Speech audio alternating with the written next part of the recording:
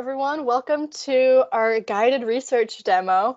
I have here my friend Lauren, and we are going to go through a deep dive into guided research with you. We're going to start with an example of how you'd use guided research with an actual ancestor. So here we have, we're on FamilySearch, and here we have an ancestor listed here in Sussex, England, is where he got married. It looks like here he has 2 wives. I personally am not an English researcher. Lauren, I don't know if you are an English researcher. Not at all. Perfect. So this will be a brand new experience for both of us. So what we want to try and find here are Thomas Leavitt's marriages. He was married first to Rhoda Gibbs, it looks like in 1845, and then Isabel Briggs. Now, here on FamilySearch Family Tree, there are no marriage records for either of these 2 wives. So we're going to walk through guided research and how we would maybe use this experience to find marriage records for Thomas Leavitt in England. So how do we get to guided research? So I'm going to go to FamilySearch.org. All right. So under FamilySearch.org, underneath the search tab up here, on Research Wiki at the very bottom, this will take you to the FamilySearch Wiki. And we're going to go to the FamilySearch Wiki because guided research is housed on the FamilySearch Wiki. On this main page, you'll see this box over here on the right-hand side called Jumpstart Your Research, and with a button here that will take you to the guided research experience. So this is how we're going to navigate to guided research. You can see that there's some countries listed here in green in this world map. And right now, this indicates that these are the countries that the guided research experience is currently created and available for. It's kind of a work in progress as we try to build more countries, but right now, these are the countries we have available. So what I'm going to do is I'm going to make this window a little bit smaller. I'm going to bring Thomas Leavitt over here so we can see him and his information while we use guided research over here off to the side. Okay, so we're in Sussex in England. All right, so let's zoom in a little bit. I just used my scroll roller on my mouse, but you can also use these zoom in and zoom out buttons. And we will click on England. So Lauren, in this experience, we know that as far as the information we've been given, Thomas Leavitt was married in Sussex. Now, I'm not a British researcher. I know you're not a British researcher, but we do know the county, so we're going to start doing some research in England. We know we are in Sussex County, so we're going to click on this drop down that says I know the county. And it looks like we have Sussex as an option down here. So one of the reasons why in this particular England experience, we ask you whether or not you know the county or don't know the county is that according to our British, professional British researchers that helped us develop this, a lot of the records in England are organized at the county level. And so it's extremely helpful to know your county in England. So because we know Sussex, we're going to click on Sussex. Okay, Lauren, what does this experience look like? What kinds of things are you thinking on this page? Well, I like how simple it is. I mean, it's very hard to get lost, especially since we're looking for a marriage record. So I'm guessing I would click marriage. Yes. Perfect. Okay, so we can see here, you're right, we click on marriage and we have a start here option, which gives us a Sussex marriage collection at FamilySearch. So essentially what this experience is aimed to do is we've gone through all of the online index databases for all these places in the world that we had green on that map, and we've prioritized them in an order of, quote, the best databases. So the most comprehensive, the databases that have the most records, and we've organized them in an experience in a way that gives you the highest chance of success in searching for your person's marriage. We have a start here, so we've suggested, FamilySearch has currently the largest collection of indexed Sussex marriage records. So let's try searching there first. So first, I'm going to have a search for Isabel because there's an interesting thing about Rhoda that I want to get to later. But he was married twice, so let's try looking for Isabel Briggs. Isabel, oh, if I can spell Isabel. Isabel Briggs. And we know her spouse was Thomas Levitt. Now, we could have searched for this in a different order as well. We could have searched Thomas here and then Isabel down here, but either way, we have a marriage, and we know the marriage takes place in Sussex, England, and we know this marriage was in 1889, so we'll just say like 1888 to 1890. Oh, if I can type 1888. Okay, and let's search the FamilySearch database. All right, Lauren, what do you think? Well, that date matches what's in the tree, so we should take a look at that first one. Perfect. Totally agree. It looks like a match to me.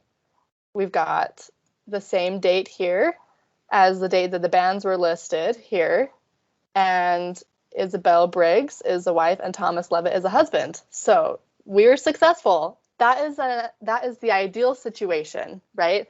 The ideal situation is we have an ancestor and we search for them on the first try and we find a marriage record, right? Like don't we wish that could happen that way every time? But we did. We found a record that supports this marriage. Now, Lauren, how often do you search for your family and not find a record on the first try? All the time. I agree. And it's so frustrating sometimes going through and searching where you think the records are and you can't find them, which happens, I think, to most of us. And it's not a very uncommon experience. So I'm going to show you how we can use guided research to try to solve some of these problems when we don't find our ancestor on the first try. Now, remember, Isabel, I want to show you first because this is a successful experience in finding something on the first try. But the same guy getting married still in Sussex in the same county had another wife in the beginning. So I'm going to walk through with you what that looks like in trying to search for Thomas and Rhoda Gibbs. So we're still in the same Sussex guided research experience. We're still looking for a marriage. And based on the number of records, it still suggests to search in FamilySearch first. So let's try searching. We'll do Thomas Levitt this time as our focus guy. It doesn't really matter who you put as the first name or as the spouse. Sometimes you can shake it up a little and put them in different spots. But all right, so we have marriage place in Sussex, England. And we know they were married around, it looks like 1845 is our date, but let's try like 1844 to 1846, just to give it a year. Okay, now I don't see anything. Do you see anything? I mean, the first two results, maybe, but it does not look good. It doesn't look very promising. I mean, we have a location of South Malling as this marriage and Lewes, which we could do more research to find if that's a location that corresponds, but we don't have the name of Rhoda anywhere over here. So it looks like it would require a lot more information. So in this particular case, neither of these we feel initially confident in that these are our match for our Thomas Levitt and our Rhoda Gibbs, unfortunately, for their marriage, which is kind of a bummer. But in cases like this, what we've created guided research to do is to give you multiple options of places you can go to search. So even though we told you FamilySearch has the most comprehensive collection of Sussex marriages, that doesn't mean that they have everything, obviously, because we didn't initially see anything that looked super convincing for Thomas and Rhoda's marriage. So what we have after we've started here, whenever you search on guided research and you can't find it, always come back to guided research because there are always things that you can try. So we've got additional online resources, substitute records, ways to improve your searching, and then why the record might not exist. So we're going to go through each of these really quick and give us some hope for what else we can do. So I'm actually going to have us start at the bottom with why the record may not exist, and we'll just kind of talk about each one of these sections. Okay, so why the record might not exist. It looks like we've got known record gaps in England. So this page is attempting to explain why when you're searching for a record, depending on your circumstance and your ancestor, you may be searching for a record that might not exist. So in this case, we've got, marriage registration started in 1837 by law. Luckily, we're after that. We're 1845. But it says universal compliance didn't occur until 1874. So that could tell us, if maybe South Malling and Sussex didn't comply necessarily, maybe they didn't record a marriage, but we don't know yet. So we give also, for FamilySearch records, for Sussex, we've got coverage tables. For those FamilySearch collections that we just searched, we've got tables that talk about what that collection covers. So I could check these coverage tables to see, does that collection actually cover my parish or not? Because if the collection I just searched doesn't cover my parish, then no wonder I didn't find my person in that collection. And then we also, talk about records could be destroyed. So that's another avenue for maybe, if you've searched and searched and searched, it could be that maybe your record just doesn't exist, which would be really sad, but that does happen sometimes. So ways to improve searching. Lauren, have you ever had experiences for something and then you tweak the search a little bit and then all of a sudden you find it? All the time. Ah, yes, that happens to me too, where I search for something and I am just not getting my results, and then I add a little variation to my search, and then I find it, just depending on the database and depending on the way I'm searching. So in this case, for at least in searching in England, these are some of the ways that genealogists suggest to adjust your searching. So maybe your ancestor's name could have been spelled differently. Maybe her name was spelled Rhonda instead of Rhoda, or maybe Levitt was spelled differently than how it's listed in this family tree. Search for the bride instead of searching by the groom, and expand your date range. So this is something that is very important. I know that you know this too as a genealogist, of adapting your search in as many ways as you can think of to give you all possible chances of success. And I love that that's specific to marriages. It isn't just general search. It isn't just general searching tips. It's actually looking for the record that we like. It is, yes. So if we were looking for, a Sussex birth record, these tips would be customized to finding that birth record. So substitute records. This is something that we know as genealogists very well if we do a lot of extensive research, especially in times where maybe our records just aren't super available. There are some records that may be able to give you marriage information or hints about your marriage that aren't necessarily the marriage record itself. So if perhaps that marriage record didn't survive, or maybe that marriage record doesn't have whatever information you're looking for on it, there's other ways that you could find marriage information even if you don't have that marriage record. So, for example, censuses. If you search the censuses for your ancestor, you could get an idea of when they were married, especially in 1911. If they're living in 1911, it tells you the number of years they were married, so you could do the math backwards and try to get an estimated marriage year. Newspapers, if newspapers contain a marriage announcement or an obituary, could confirm, the spouse of someone who's died. Poor law records may give marital status and a spouse, right? So there are other records that can confirm that a marriage existed, and can give you hints about that marriage that aren't the marriage record itself. So it's a little more tricky genealogy work, but something that sometimes you might have to do if you can't find that marriage record. Okay, so Lauren, here we go. This is the last part I want to talk about, which is additional online resources. As you've been doing your research, Lauren, I bet that you've probably experienced searching and trying to figure out from multiple different websites where your records are, because so many websites can have records for your place, and how do we know where they are? So what we've done is we've compiled all the websites, even the ones that aren't FamilySearch. So you can see we list Find My Past here, and Ancestry, and the Genealogist, and the General Register Office, right? Places that can have marriage records that are worth searching, even though we've determined that maybe they don't have the highest quantity of records compared to, FamilySearch Index. These are still places that have records that maybe fill in some gaps that the FamilySearch Index doesn't have. So here's so many options of places that we can go search.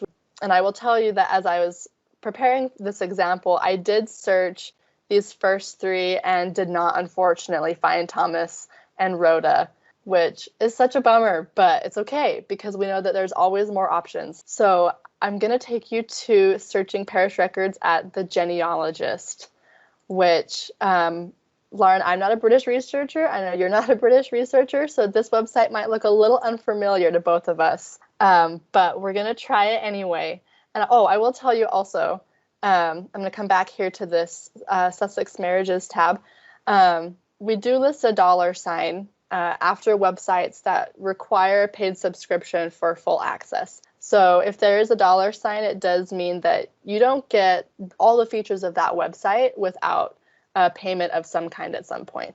And we don't want that to discourage you because, Lauren, I know you have an Ancestry account. So seeing this $ probably doesn't bother you because you already have an account with Ancestry. But for some people, we wanted to just let them know whether or not these specific indexes are available for free or whether you should expect to at some point probably be asked to pay a little bit of money. Okay, so let's come back to the genealogist, to this website that looks a little bit unfamiliar to both of us. And let's search for Thomas Levitt. And we know they are married about 1845. And it gives us an option for plus minus to kind of get a range around 1845. I'm just going to do plus minus of 1 because I don't want to get every Thomas Levitt in the world for a 20-year time span. So it looks like we're getting a lot of results for a Thomas Levitt, but we're getting things from censuses, which are good, but we're looking for a marriage. So it looks like here on the left, I can narrow down to just find marriages. So let's just click, looks like there's 7 civil registration marriages. Let's click that. Okay, what do you see so far? Well, the very first result is for Sussex. It is. It's a great place to start. It is a great place to start. It looks like the rest of them we've got Kent and Yorkshire. So it looks like there's one option for Sussex, which hopefully this is our guy. Let's click view further details. All right, so here's where it tells us that we would need to pay for that subscription.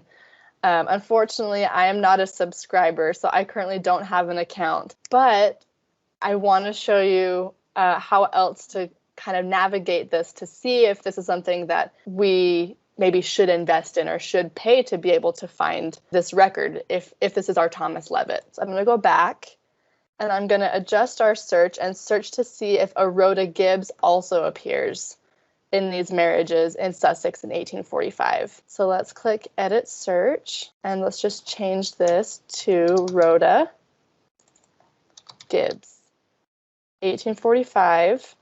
And we'll do search civil registration marriages only since he appeared in civil registration marriages. There she is. Rhoda Gibbs in Sussex in 1845. Now, as a good genealogist, we of course would want to see the actual document to confirm that Thomas Levitt and Rhoda Gibbs appeared in the same marriage record. But this is so huge. This is something that really could give us more information that we couldn't find in the rest of those searches, right? We didn't find them. If we come back here, I'd searched initially on these 3, didn't find Thomas and Rhoda. But then here we go, in the parish records of the genealogist, we've got a super strong lead. So this is a way that we try to provide for guided research to give you the best options first. And then if you're unsuccessful, we've tried our best to show you here's some other options for ways you can find your ancestor anyway, even if their record doesn't exist. Lauren, what do you think? Do you have any questions? What are your thoughts?